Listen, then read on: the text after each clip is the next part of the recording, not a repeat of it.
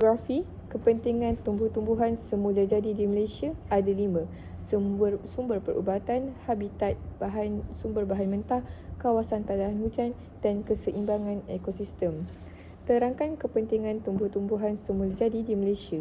Tumbuh-tumbuhan semula jadi di Malaysia penting kerana dapat menghasilkan sumber perubatan. Hal ini kerana akar, kulit, daun, ranting dan buah daripada pelbagai spesies tumbuhan dapat dijadikan sebagai ubat. Seterusnya ialah untuk habitat. Tumbuhan semula jadi seperti kawasan hutan bertindak sebagai habitat, iaitu tempat tinggal bagi haiwan dan sumber makanan bagi haiwan. Kegiatan manusia terhadap tumbuhan semula jadi. Kesan kegiatan manusia terhadap tumbuhan semula jadi di Malaysia ialah pembangunan hutan seperti pembalakan terpilih dan pengurusan hutan secara terancang dapat memastikan sumber hutan digunakan secara berterusan tanpa memusnahkan seluruh kawasan hutan.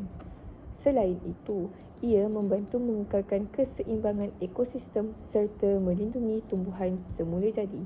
Seterusnya, penghutanan semula turut dilakukan dengan menanam semula pokok di kawasan hutan yang rosak, mengekalkan kawasan hijau dan mengelakkan kepupusan spesies tumbuhan.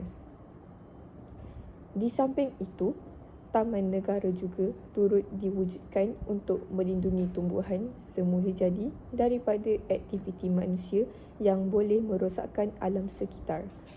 Akhir sekali, hutan simpan kekal pula berfungsi untuk memastikan sumber hutan dikekalkan dan digunakan secara terancang.